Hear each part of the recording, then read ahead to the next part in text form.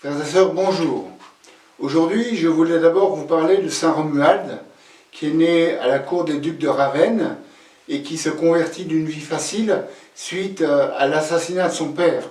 Il rentra alors chez les bénédictins, d'où il fondera une nouvelle branche mêlant la vie communautaire et la vie solitaire qu'on a appelée les Camaldules. Il est considéré comme le dernier des pères du désert. Mais voilà, je ne vais pas vous parler de lui aujourd'hui, je vais vous parler de quelqu'un d'autre. Je vais vous parler de sœur Anne-Madeleine Rémusat, l'apôtre du Sacré-Cœur de Jésus. Madeleine naît dans une famille pieuse, 7e enfant sur 12, et très tôt, elle manifesta le désir d'une vie religieuse. Si bien qu'à 9 ans, ses parents l'envoyèrent au pensionnat des sœurs visitandines de Marseille. Et là, elle mena une vie d'études et à l'âge de 12 ans, après sa première communion, Jésus lui apparaît en lui disant « Je veux que tu me sois fidèle et je cherche une victime ». Cela peut nous paraître dur, mais Jésus voulait lui dire par là qu'il voulait qu'elle lui soit consacrée et qu'elle soit la messagère de sa miséricorde. Anne-Madeleine, cependant, à 13 ans, se sentant incomprise au monastère, retourna dans sa famille et Monseigneur de Belzins l'envoya auprès d'un père jésuite qui devint son père spirituel et qui lui donna un programme quotidien, prière, méditation, messe et silence, mais aussi visite des malades et des pauvres. Anne-Madeleine, cependant, avait toujours son désir de vie religieuse et à 15 ans, elle entra au monastère de la Visitation, la première Visitation de Marseille, appelée les Grandes Maries.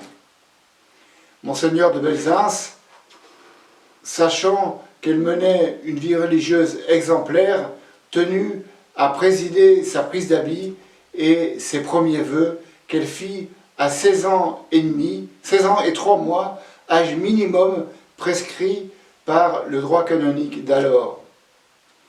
Anne-Madeleine continua à avoir des visions de Jésus, elle a été associée aussi à sa passion, et puis surtout elle avait des lumières naturelles de connaissance des âmes, ce qui fit que de nombreux Marseillais demandaient à la visiter au parloir.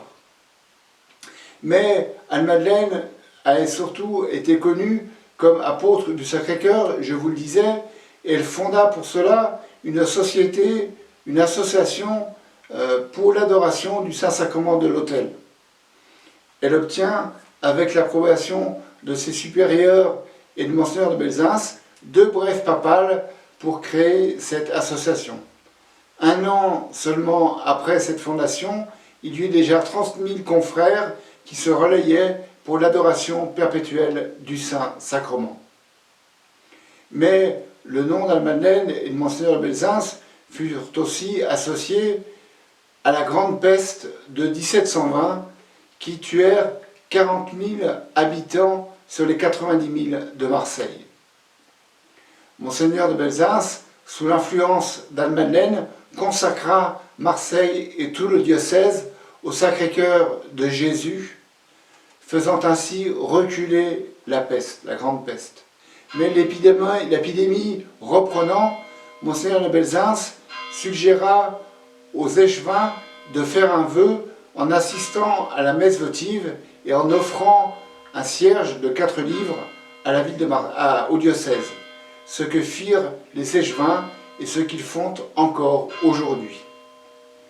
Alors, si je vous ai parlé aujourd'hui d'Anne-Madeleine Rémusat, c'est pour que nous prions pour sa béatification, dont le procès est engagé, et que nous ayons soin de prier le Sacré-Cœur de Jésus et d'être fidèles à l'adoration du Saint-Sacrement quand nous le pouvons.